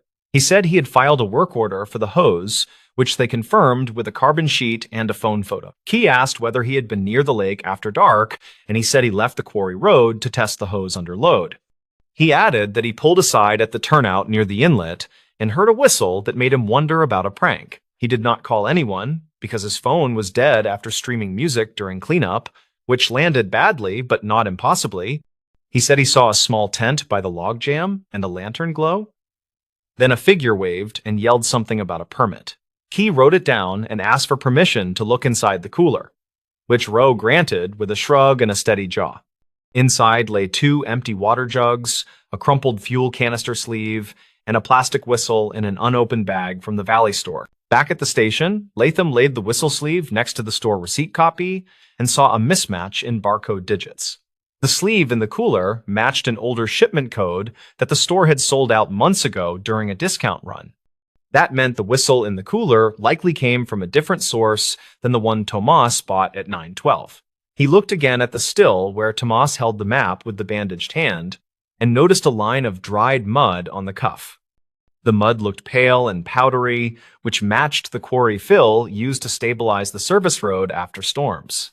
He wrote a timeline that pinned Tomas at the store, then likely at the quarry road, and finally near the inlet after dusk. He wrote a parallel line for Roe that put him at the quarry, then on the same road, then near the inlet while testing a repair. The lines felt too neat until he added the duplicate permit issue that now seemed like a hinge rather than a footnote. He dug into the city address on file for Tomas and found a rental building with mailboxes that had newer locks installed last winter. The property manager answered with the cheerful speed of someone who wanted a clean day and already knew it was lost. She said a man with that name had paid cash, kept to himself, and left 2 weeks early with no forwarding note. She also said a different name had appeared on a delivery label once, which the courier mentioned when buzzing the wrong unit. The alternate name sounded familiar, and it clicked only when he reopened the 1998 ledger page. It matched the lead from the old climbing club permit, which tied the duplicate number to a person who should have aged out by now. The detail did not mean they were the same person, but it did mean someone liked to reuse names tied to old paper. Officer Key ran the alternate name through an old case index that kept records of search and rescue incidents on paper and microfilm. A report from 2 winters back described a fake distress call at the same inlet that lured volunteers into a risky night crossing. The caller used a prepaid phone and a different name, yet the voice transcription carried similar clipped phrasing and rushed breaths. The motive at the time seemed like a cruel prank, and nobody had linked it to anything tangible after the snow melted. Latham rechecked the gap between the whistle report and the dropped call and found a sliver where a person could move a short distance. He called the firefighter, who reported the unusual truck bed, and asked whether the tarps had looked wet or pulled tight.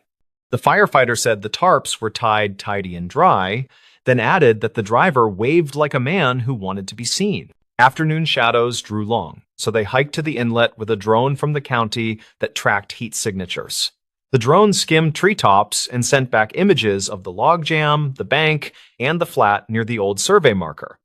No body, no fresh campsite, just flattened grass near the logjam where a tent might have stood during a short decoy. They found 2 sets of prints, one deep on the right heel and one narrower with an even stride that cut toward the quarry track. Near the waterline, he found a paper map folded in a way he recognized from the still, which made his chest go tight. The map held a smear of pale mud and a faint X near the old prospector's trail that dead-ended at a slide. He bagged the map and stared at the X until it felt like it stared back, then marked the spot on his own copy. The slide path opened into a shallow cut with wooden forms left from a never-finished footbridge project funded in 2005. He followed the forms until he reached a square of ground tamped hard as a table near a tree with a scar. The earth felt too tidy for random hikers, and the tree scar had fresh resin that caught light in a clean yellow bead. He brushed aside pine duff and found a buried plastic box that held a stack of old permit slips with the seal already stamped. The slips matched the retired clerk's pre-written style, and several had Rancade typed in a cheap courier font. A second stack carried blank lines and a stamp pad spot like a kit for people who wanted official-looking paper for a plan. He felt a chill that did not come from wind, then called Key over and photographed the box from 3 angles. The twist revealed itself slowly, as if embarrassed to be simple after such a day of layered rumors and tire marks. Someone had staged a missing hiker using a duplicated permit number and a prepaid trail of receipts to trigger a standard response. The purpose was not to vanish, but to bait a small law enforcement swarm toward the lake while a second person moved cargo from the quarry. The zigzag tire marks in the gravel now read like a practice route for a heavy load that needed a quiet window. The fisherman's whistle and the tent glow created a cautious pause in anyone tempted to check the inlet on foot. The taillights near dusk were a partner vehicle that pulled close to the logjam, then backed out during the start of the false search. The target was not a person, but scrap copper and tools stored in a locked shed near the service road past the old quarry. They found the shed lock sliced clean with a battery saw when they returned with the foreman and a bolt cutter key. The inventory list taped inside showed spools of copper wire and fuel additives that had resale value in cash-only salvage yards.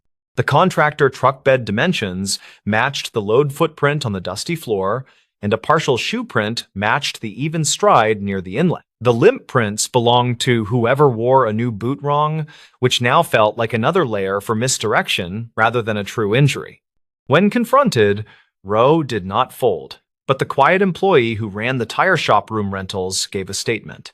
He said Rowe met a man who matched Tomas in the parking lot and moved tarps between vehicles near sunset. He added that Rowe left after 9 with the bed loaded to the rails, which aligned with the firefighter observation with uncomfortable precision. The county prosecutor would need clean evidence, so they worked careful and slow to gather the chain. The paper box of pre-written permits became a centerpiece, since it explained how the ledger flag could be predicted in advance. The duplicate number drew attention at dawn by design, which pulled eyes away from the road where cargo rolled past a gate. The prepaid receipt at the Valley store placed a decoy at a predictable time, which witnesses could later repeat with conviction. The dropped call created a sympathetic recording in the archive that every incident review would elevate in urgency. The taillights in the dash cam and the turnout camera filled the gaps with enough glow to animate a story that felt real. None of it solved every moment, yet together it built a scaffold sturdy enough for charges that did not fall apart. They never found a body by the inlet, which fit the theory that nobody had been in true danger that night. A week later, a different store camera captured Tomas in a neighboring county buying a tire patch kit with a clean, unbandaged hand. The clip went into the case file under reportedly cited, along with a printout of the copper sales ledger from a salvage yard off the highway. Rowe took a short plea on theft and tampering with evidence, which irritated people who liked long answers. The paperwork on the duplicate permits triggered a policy change that barred pre-writing anything since 2021 onward. The retired clerk cried in the parking lot when she learned her old shortcuts had fed a scam, then hugged Latham like a nephew. He told her people adapt to pressures they do not design, and the fix mattered more than the blame. When the Subaru finally left the lot on a tow, the trailhead looked as ordinary as a grocery aisle on a Tuesday. Officer Key stood with her hands in her jacket and watched the tow lights climb the hill toward the highway. She said the simplest cons always hide in systems that run on habit and paperwork. Then she smiled without much humor.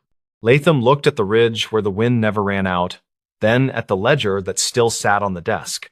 He thought about the whistle and the map and the soft faith people place in official stamps and good intentions. Later, he locked the station, and the rafters creaked in the cool like an old house learning a new rule.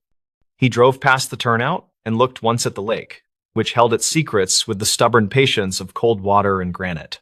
He told himself they had not solved every detail, but they had nudged the pattern toward daylight, which was enough for now. The stories. This motel room voicemail rerouted search teams that winter. They kept saying it started with a motel room that smelled like old coffee and bleach, and with a voicemail nobody expected. The recordings came out in late winter after a storm knocked power across the county and kicked the motel phones awake again. Rhea Tavener was 37 and worked as an emergency coordinator for a spread-out mountain county that never felt ready. She had a habit of keeping paper maps rolled in a rubber band and a small camera tucked under her parka. That morning, she wanted only to rebalance commitments and check that the warming shelter had enough cots for the week. She planned to drive the Ridge Road, swing by the radio repeater, and be back before lunch. The incident started when the Nightlark Motel on the highway called the non-emergency line with a strange message they could not clear. The manager, a tired man named Cal Rudd, told the dispatcher that a red light on room 26 blinked, and the phone kept chiming. He said the display showed a new voicemail that would not delete, and he wanted someone to listen because the guest had left. Rhea took the secondary call because the sheriff's deputies were stacked with fender benders on the main grade. She arrived to find the lobby heater making a low metallic whine, and Cal behind a counter with a cracked bell. He slid the room key and nodded toward the outside corridor, his voice flat from too many nights at the same desk. Rhea used nitrile gloves from her field kit, then lifted the handset and dialed the code that the placard said would access messages. The voicemail opened with a tone and a computerized voice reading the timestamp in a clipped monotone. The date announced sounded like last night near 10, according to her quick notes scratched with a blunt pencil. The message that followed had the kind of audio that police technicians describe as close but muddy, and it made her shoulders rise. A woman whispered that a man was hurt, and she asked for help. Then she mentioned mile marker numbers and a guardrail that bent inward toward a runoff ditch. There was wind noise and the distant thrum of trucks, and what Rhea believed might be the quick chirp of a turn signal. The caller finished with words that sounded like two names, then a tired exhale, then silence long enough to raise goosebumps on her arms. By the time she walked back to the lobby, the dispatcher had already compared mile markers that matched those numbers on the East Highway spur.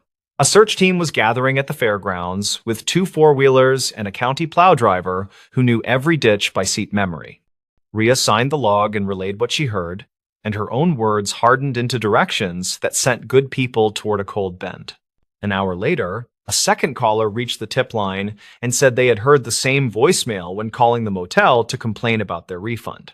That person repeated the marker numbers and added that a dog barked once in the background, which persuaded the consensus further. Witness statements began clustering around the East Spur, and a deputy noted in the dispatch log that he had seen a bent guardrail near marker 32 2 days prior. The search teams rolled that way in a slow line of lights that looked brave against the blank sky. Rhea drove separately and scanned plow berms that faced the wind, because snow settles in patterns that trap fresh tire ruts longer. She told herself that the timestamp was clean, and that the voice felt close, and that people needed her to stay practical. The first mile produced a stranded sedan with a dead battery and a sheepish driver, and the second mile delivered a drift that swallowed half the lane. They found nothing that matched a serious wreck, only plastic shrapnel and a glove lost last week, which made her think about timing again. Back at the fairgrounds, a radio operator replayed the voicemail on a speaker, and the group leaned in. Rhea asked Cal for the motel's phone vendor contact, and he brought out a binder with hand-printed notes in thick marker. She called the vendor and asked about power cycles and about date behavior when the system lost time, and the technician promised to check archival events. She returned to the voicemail and listened for anything that placed a person rather than a highway, because people leave fingerprints in sound if you keep still. The second listen gave her something new that felt small but pointed. Right after the caller said the mile marker numbers, the wind changed tone for half a second, then a faint clack sounded like an elevator door. That did not belong near a rural guardrail, and it made her write elevator with a question mark next to it, which was not her usual habit. She also caught the soft bleep of a room keycard reader, which could have been the motel hallway if the phone had been on speaker, or a different building entirely. She left the fairgrounds and drove back to the Nightlark with the camera on the seat, planning to map every sound in the hallway against her memory. Cal mentioned that room 26 sat above the ice machine and that the elevator had a sticky door that made a little clap. She asked who stayed in that room last night, and his ledger showed a single occupancy, paid in cash, by someone who wrote a name that did not match any local license. He shrugged and said the guest checked out at 6 and that housekeeping already turned the room. Rhea asked to see the housekeeping cart, and the housekeeper, a careful woman named Jillian North, said she had found the room tidy. Jillian said the phone had been off the hook at first, which she corrected, and she said the window faced the back lot where trucks idled.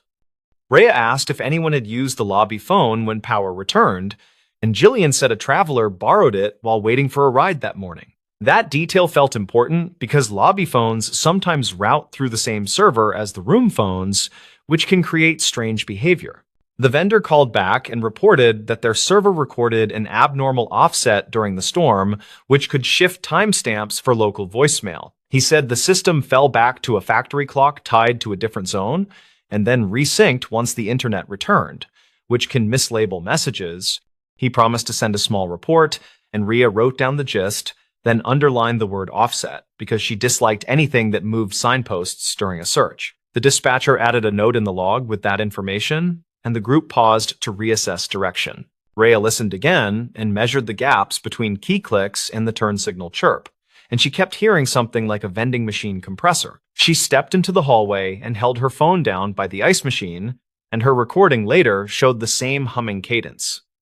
The voicemail might not have been a live plea from a ditch, but could instead be a message recorded in the building and then captured by the motel system during the storm. She asked Cal whether any old messages archived on the server could return as new after a reset. Cal admitted that he had once lost all messages after a lightning strike and then found them again as new after a technician visit. He said the phone guy joked about ghosts calling back to settle their bills, which did not sound funny to Rhea at that moment. She pressed for dates and asked whether past incidents lined up with heavy weather, and he nodded toward a clipboard full of repair tickets. The dates matched cold weeks when snow slid from the roof, and the idea of an old message waking up felt more likely with each line. The next step was to figure out who had left the recording, and whether the details pointed to the East Spur or somewhere entirely different. Rhea asked for prior registration cards for room 26, and Cal produced a stack bound with a rubber band that snapped on the counter. She gently sorted through and found a multi-night stay from late last winter under a name that also did not match a license. The rate was discounted for cash, and the note column said, "Truck Lot View," which fit the sound of idling engines in the message. She then called the State Patrol office and asked for any incidents last winter that involved a bent guardrail near any similar marker numbers. The trooper on duty searched reports and told her there had been a slide-off on the West Highway spur near marker 32 during a storm in late February. He said the driver had fled before dawn, and a passing snowplow called it in, and the car was recovered later without injuries, according to the archived calls. That wreck would have put a person back in town by breakfast, and possibly in a motel room across from trucks. Rhea returned to the audio and timed the interval between the words and the faint elevator clap, and then timed the lobby elevator with her own phone recording. The match was not perfect, but close enough that a court would likely call it consistent under ordinary conditions, according to her training notes. She also realized the turn signal chirp probably belonged to a guest being dropped at the front door, not a car on the highway. The dog bark could have been a pet in the lot, which often happens near the vending area after check-in. She asked the radio operator to broadcast a simple clarification and to slow the east spur sweep while a second team checked the west. The deputy, who remembered the bent rail on the east, admitted he might have mixed the side of the county in his earlier note, which happens when shifts run long. The west team found the old repair spot with fresh snow around the posts and an evidence marker for a past accident half buried under ice. It seemed the voicemail referenced a prior event that had already closed, and their winter storm had wrapped it in new confusion. Rhea then visited the neighboring diner, where the night shift sometimes noticed details people forgot to hide, and she asked about the guest who paid in cash. The server, a college student named Del Finch, said a man sat alone near the window around 9, then stepped outside to take a call. Del remembered because the man cupped his hand over the motel phone receiver in the lobby, which struck Del as old-fashioned, and then asked for a ride to the bus station. That would place the phone call inside the building. During the same hour, the voicemail claimed she requested the motel camera footage for the hallway by room 26, and Cal said the system stored 2 weeks, which happened to straddle their storm. The timestamp on the clip showed a flicker at 9:58, right before the server saw the man on the lobby phone, which made her careful notes lean toward a local recording. A county technician extracted the audio from the clip, and while it was muddy, a mechanical ding from the elevator landed exactly where her earlier timing suggested. The odds of a live highway recording sharing those indoor sounds felt very small. The twist arrived quietly when the vendor finally sent logs that showed the voicemail database replayed queued items after resyncing and labeled some as new. One item matched a stored call from late winter last year that had been partially corrupted, then reconstructed during the reboot. The metadata showed room 26 as the destination for that older call, which explained the light and the stubborn message and made the puzzle sad rather than sinister. The message people heard belonged to a different night and a different problem that resolved without tragedy, and it had been pulled forward by a storm. Rhea wrote a summary for the incident file that emphasized the difference between live audio and replayed audio, then highlighted the risks during outages. She recommended an added step where dispatch confirms time against independent sources when a tip arrives through a system that just recovered. She also asked the motel to change their default message code and to put a note by the desk to call her office if room phones behave oddly after storms. Cal agreed and added a bright sticker to the binder with her number, which made her smile despite the long day. The search teams returned after noon with tired faces and a neat inventory, and they ate chili from a crock that steamed the fairgrounds office. Rhea thanked each person by name and reminded them that a wrong turn during a fast morning did not mean a bad job. She said the lesson was about signals and systems and about winter technology that lies twice, and everyone nodded while they warmed their hands. She filled out the reimbursement forms for fuel and gloves and slid the packet into the outgoing tray with a note for finance. In the evening, she sat at her kitchen table with the paper map unfurled and marked the motel with a small circle. She added a line toward the west spur and penciled in the marker numbers with a question mark to reflect how close memory can sit to fact. She listened to the voicemail one last time through headphones, and this time the vending machine compressor sounded obvious enough that she wondered how she missed it earlier. Fatigue makes patterns where there are none, and urgency can turn a whisper into a highway without much effort. A week later, the vendor installed a firmware update that locked time against a battery backup so power glitches could not shift anything. The sheriff added a line to the dispatch checklist about confirming independent clocks, and the radio operator taped a bold reminder above the console. Jillian named the ice machine Manny as a joke in the break room because it hummed in the same rhythm as the recording. Dell laughed and said the elevator still clapped, but only when someone shoved a luggage cart too hard against the door. In a different winter years ago, the same storm pattern had toppled a repeater and blacked out an entire valley, which lived in Rhea's head. She thought about that while walking past a wall of snow tools at the supply shed, and she decided to put spare batteries for hotel systems on the grant list. It felt like a small change inside a big map, and that was how she survived seasons that piled risk on top of routine tasks. She pinned the grant idea to her bulletin board and wrote a short sentence that read, "Verify time before direction." No one ever found the man who left the cash registration during the recent night because he boarded the bus and vanished into ordinary life. The earlier driver from last winter had been located and fined, according to the archived paperwork, which made that thread tidy in the official sense. The county slid back into the rhythm of plows and calls and an occasional lost tourist, and the motel phones stayed quiet except for room wake-ups. The red light over room 26 stopped blinking, and the ice machine chugged along with stubborn loyalty. Rhea kept the pencil notes in a folder labeled with the motel name and the date and included a copy of the vendor logs. She handed a training copy to the new deputy class and asked them to listen once without context, then again with the building map. The exercise worked because people learned how easily a detail snaps a hunch in half, and how worth it is to test every hunch. They left with a habit of checking other clocks before sending trucks into the cold, which is the sort of habit that quietly saves lives. By late spring, the guardrail on the west spur reflected the sun with a fresh coat of paint, and the plow berms had slipped away. The fairgrounds chili pot was replaced with a cooler of sports drinks, and the radio chatter turned toward camping permits and picnic warnings. Nobody brought up the voicemail during the season kickoff meeting, but everyone remembered the morning they chased a ghost along the east spur. The minutes simply read "Time Verification Protocol Updated," which looked small on paper and felt big in practice. People who were not there will say it was obvious from the start, and they will wonder why teams moved before verifying. People who were there remember the tone in that whisper, and the way good intentions sprint when wind hits the valley wrong.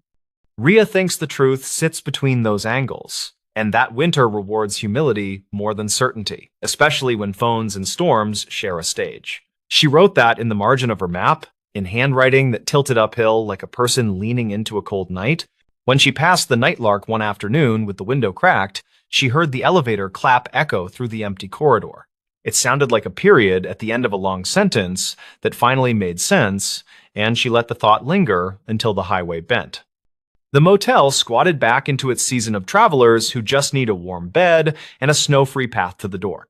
The voicemail lived on in a folder, and in the way the county listened to machines, and in the simple habit of checking the time. The stories. Paramedic returned a ring to this hospital wing. The ring sat in a small evidence pouch with a folded intake label, and the label named "This Hospital Wing." Security logged the delivery in the overnight book with a careful time, and they filmed the handoff at the ambulance bay. Calder Ruiz was 34, and he worked nights on a private ambulance that covered the mixed urban fringe. He drove a high-mileage rig with a sticky rear latch, and he kept a quiet notebook under the dash. He finished paperwork after sunrise when the cafeteria coffee tasted burnt and the elevators finally ran without packed gurneys. His simple plan for this morning made sense, and it fit the tired mood of the shift. He would drop the ring, sign the property line, and clock out before the traffic built. The ring was a plain yellow band with a shallow engraving, and the engraving read LK and May 14. He did not remember any patient who mentioned jewelry, and their overnight calls were ordinary transfers and one shortness of breath. The band came from under the bench cushion during cleanup, and he spotted it when a pen rolled and tapped. He pocketed the pouch because it felt wrong to leave it, and he headed for the East Wing desk. The East Wing used to hold telemetry and a step-down, and now it served as a rehab overflow when beds ran tight. The desk kept a property log from older times, and the same binder continued through years of tape and patchwork pages. The unit clerk looked at the label and frowned, and she called for the charge nurse by habit. The charge nurse checked the overnight admits and shook her head, and she said nothing matched a ring for this wing. She asked which patient lost it, and he told her none of their patients mentioned a ring at all. She said they could place it in central security, and they would open a claim if anyone asked later. He nodded but felt a tug, and the label still named this wing in plain handwriting. He asked if the desk ever handled stray property like that, and the charge nurse said it occasionally happened. A maintenance tech leaned from a ladder and listened, and he said the East Wing had its own ghosts by reputation. He laughed when the nurse shot a look, and he added that he meant the cardboard kind. He explained that old property envelopes sometimes turned up behind cabinets, and housekeeping would move them along. He said linens and small items traveled strange paths when movers closed floors, and people forgot until someone asked later. Calder thanked him, then he asked permission to check the binder for older notations. The clerk slid it over and pointed to a rule that said deliveries needed 2 staff signatures. The binder held thick pages with names and room numbers, and some entries noted patient transfers to other wings. Calder skimmed recent weeks and then months, and nothing showed the initials LK, or any ring notes. He asked if the wing ever logged items that did not belong to current patients, and the clerk said rarely. She remembered a wedding band that fell through a bed frame on a weekend, and it took months to track. She said a therapist found it during a lift motor replacement, and the family cried when they got the call. The clerk shrugged and said the hospital felt like a moving chest of drawers, and odds and ends migrated forever. Calder walked to security with the pouch, and the guard on duty scanned the label with a handheld. The guard said the pouch style looked older, and the zip strip color was not used anymore. The guard printed the receipt and asked for a description, and Calder gave the engraving as clearly as possible. The guard searched a property database and found no ring tickets for the wing, and his search covered 2 years by default. Calder asked if there were archived losses in older years, and the guard said records before 2014 were scanned PDFs. The guard called upstairs and requested access to a shared drive, and the wait felt like a small eternity. Calder stood under the camera bubble and reviewed his shift notes, and the notes listed 4 dispatch times with addresses redacted here. He wrote a short line about a transfer from a rehab floor with a pleasant dog calendar, and he wrote another about a night custodian who kept a radio. None of the lines mentioned a ring, and none of the patients wore jewelry in obvious ways. He opened his phone gallery and checked the bench photo he took for restocking, and the timestamp matched their return to the bay. The ring did not appear in that picture, and the bench looked clean and dull. He wondered if the ring slid loose after the photo when the rig shuddered, and the thought did not settle his nerves. The guard waved him back and offered a chair, and they opened a folder of ripped black and white scans. One report flagged an incident in the East Wing, and the date read May 14 of 2010. The note said a patient property bag failed during a bed change, and a ring listed as L.K. went missing. The report said staff searched the room, and linen hampers were checked in central processing. A second note added that the family could not be reached, and a voicemail box stayed full for weeks. The case closed without resolution, and the scan ended with a faded stamp that looked handmade. Calder felt the small click that happens when separate lines meet, and the label suddenly seemed heavier than its weight. He asked if the room number was legible, and the guard zoomed until the pixels turned into blocks. The number looked like 212 or 217, and the wing layout had changed since then. The guard said maintenance might have an old map, and a shop supervisor kept binders in a cage downstairs. Calder thanked him, and he asked to make a quick copy of the scan for his crew file. The guard printed the page and stamped a copy line, and he urged Calder to keep things simple with the wing. On the loading dock, a housekeeper pushed a rolling cart, and she mentioned hearing about a ring on the radio. She said her aunt worked here years ago as a transporter, and her aunt remembered a family who asked about LK. The aunt thought LK stood for Lena Kovacs, and that name showed up on a donor plaque somewhere. The housekeeper stressed that it was just a memory, and people mixed up stories after long shifts. Calder thanked her and asked which plaque she meant, and she guessed it could be by the therapy gym. He made a note with a star, and he promised nothing beyond a respectful check. Maintenance loaned him a binder with a taped spine, and the old East Wing diagram showed rooms from 190 to 230. A paper tab marked a wall removal year in 2005, and the spaces had been reconfigured since that renovation. The diagram showed linen chutes and mechanical closets, and one chute lined up behind the current rehab gym. Calder compared the faded room to a modern corner, and the old room 212 would be near the therapy office. He felt the workable line appear, and it had more gears than luck. He thanked the supervisor and returned the binder, and he set off toward the gym. The therapy office had a bulletin board with service pins, and a small photo showed a woman in scrubs named Kovacs. A caption said she ran a staff fundraiser in 2011, and the photo looked like a copy of a copy. Calder asked the receptionist if Miss Kovacs still worked there, and the receptionist said she retired years ago. The receptionist checked a directory and found no current contact, and then she opened a drawer with old alumni notes. She found a folded program from a memorial tea, and the newsletter said, "Lena Kovacs lost a husband early." The print used careful language, and it did not mention the ring or the initials. Calder felt a chill that did not belong to superstition, and he asked security if he could call the number on the old scan. The guard said the number probably died years ago, and he recommended the hospital volunteer office for family links. Calder went there and explained the situation, and he kept details minimal and careful. The volunteer coordinator listened and nodded, and then she showed him a book of donor inscriptions. She pointed at a plaque near the rehab gym, and the name said, Kovacs Family Therapy Garden with a small leaf icon. She said the family sometimes visited during late summer, and she could pass a message through a general email. Calder returned to the East Wing desk and asked again to log the ring, and he added the old report number on the form. The charge nurse read his notes and raised an eyebrow, and she asked whether this was a lost patient or a lost object. Calder answered it was certainly an object, and he was trying to avoid making anyone hurt again. She stared at the band through the plastic and then nodded, and she initialed the line for custody.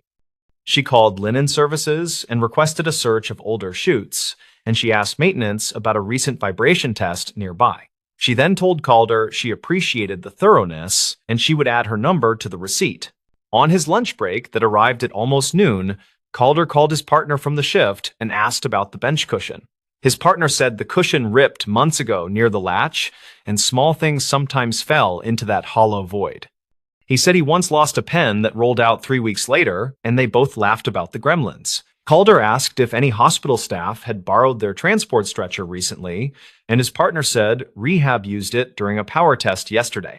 The partner said the rehab techs pushed the stretcher over a threshold that made the whole thing shudder.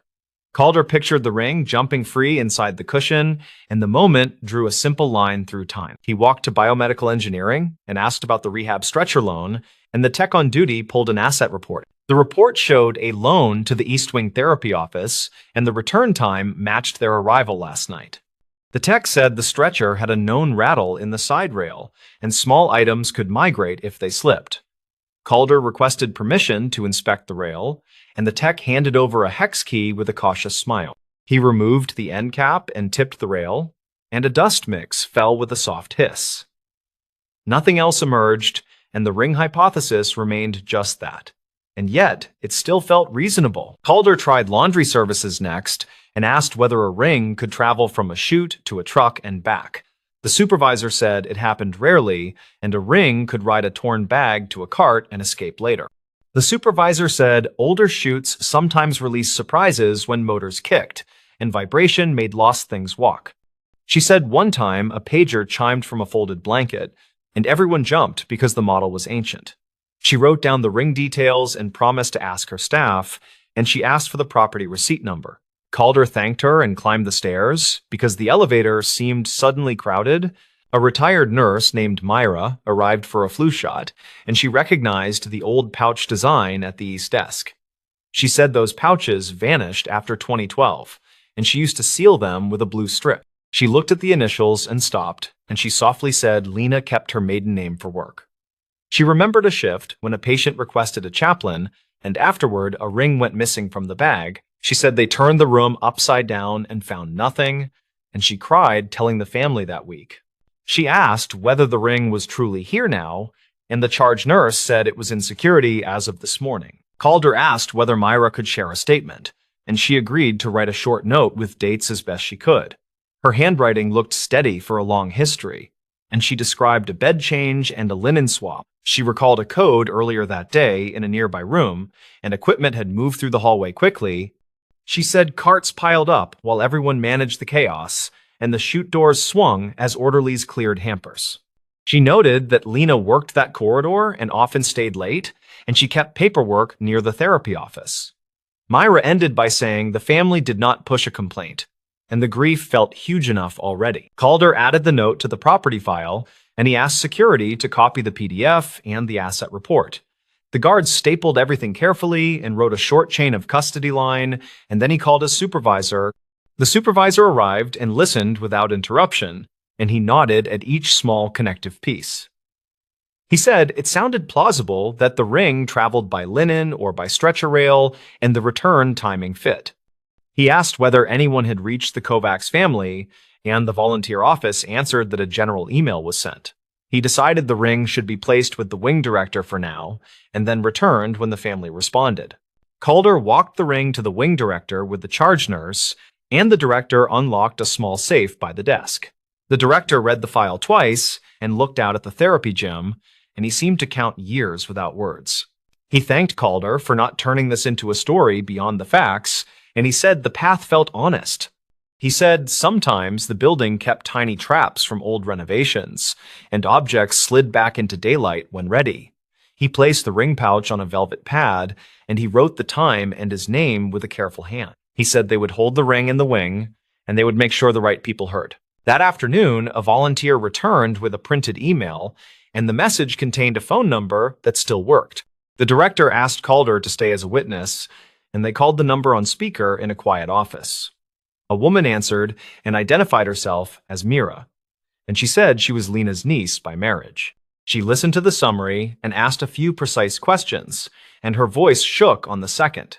She said her aunt still wore a thin band and a chain, and this sounded like her husband's original ring. She said the family visited the garden plaque every May, and they never stopped asking about a lost ring. They met in a neutral conference room with frosted glass, and the director set the pouch on the table.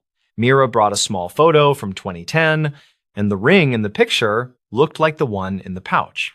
She asked to hold it for a moment, and then she breathed as if she had been underwater too long. She pointed to a tiny scratch on the inner edge, and it matched a bike fall from their early years together. She explained that the initials were his and hers, and the date marked the wedding by a justice in a quiet office.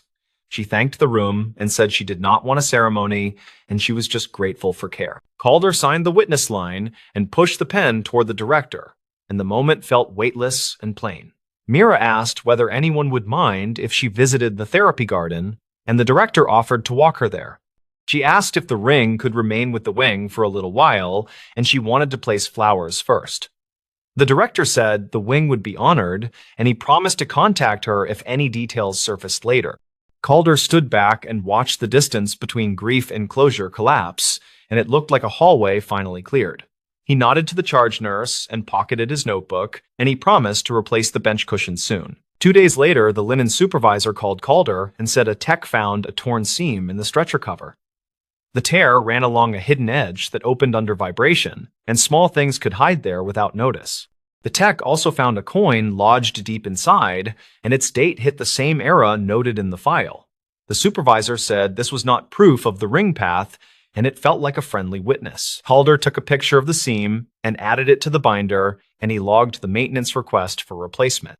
The small chain of custody now included the rail and the cover, and the line grew stronger without pretending certainty. The wing director arranged a short gathering by the therapy garden, and a few staff who remembered Lena came by.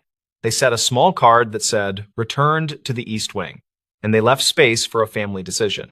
Mira arrived with her 2 cousins and a bouquet, and she asked if she could speak to the gathered staff. She thanked everyone for treating the story with hands open, and she said the ring could stay displayed for 1 week. After that week, she would take it home, and she would bring it back every May as a quiet practice. People nodded because the balance felt right, and the garden bench caught the late light gently. Calder watched from the edge with his coffee, and he remembered the pin that tapped the bench before he saw the ring. He thought about the way buildings hold on to things, and how people read meaning into dust and echo. He thought about dispatch logs that look cold until someone traces them, and then the script becomes a real day. He considered the lines that join strangers into an honest arc, and he respected each break where evidence speaks. The ring did not prove fate, and it did prove persistence, and it showed that care can be methodical. He left the garden before the applause faded, and he headed